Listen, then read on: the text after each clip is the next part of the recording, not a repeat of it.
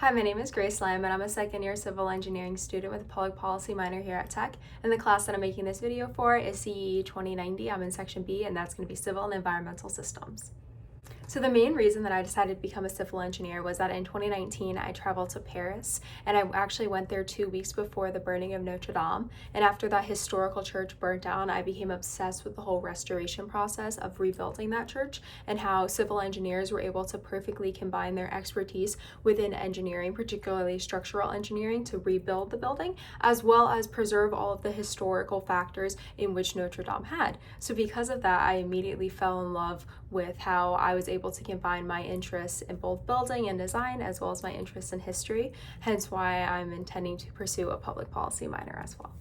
Moving on from my particular interest in structural engineering to beginning to discuss the effects of climate change on the environment, we were provided two resources. The first resource was a lecture, and my three main takeaways from this lecture is that firstly, nature is actually the driving force in climate change. Yes, humans have the ability to affect nature, but it's nature ultimately that causes this climate change. Secondly is that there's a variety of different effects that climate change causes, including temperature changes, coral bleaching, forest fires, the melting of permafrost, and also it has the ability to change these rare 1 in a million storms to now becoming a 1 in 1,000, which is incredibly alarming.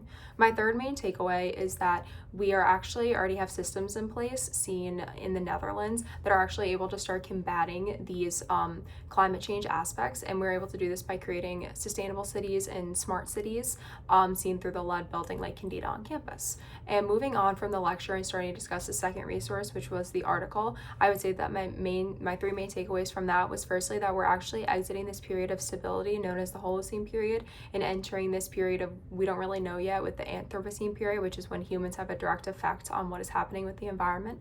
And the way we're able to start combating this is the second main takeaway, which are planetary boundaries, which essentially set up a safe operating space for all of the things on Earth to continue to operate.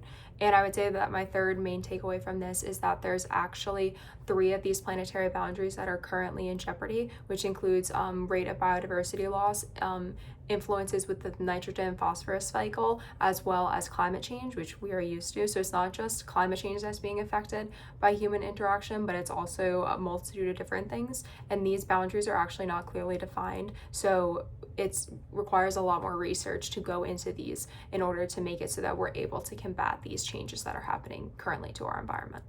The main thing that I hope to gain from taking 2090 is to broaden my scopes of knowledge in civil engineering past what I'm simply used to and interested in structural, and to see how all of these different aspects of civil engineering can combine to create the systems that we're used to using today. I'm also particularly interested in how my knowledge that I learned last semester in 2300 can apply and help me learn further in this class of 2090. Thank you for listening, and I hope you have a wonderful day.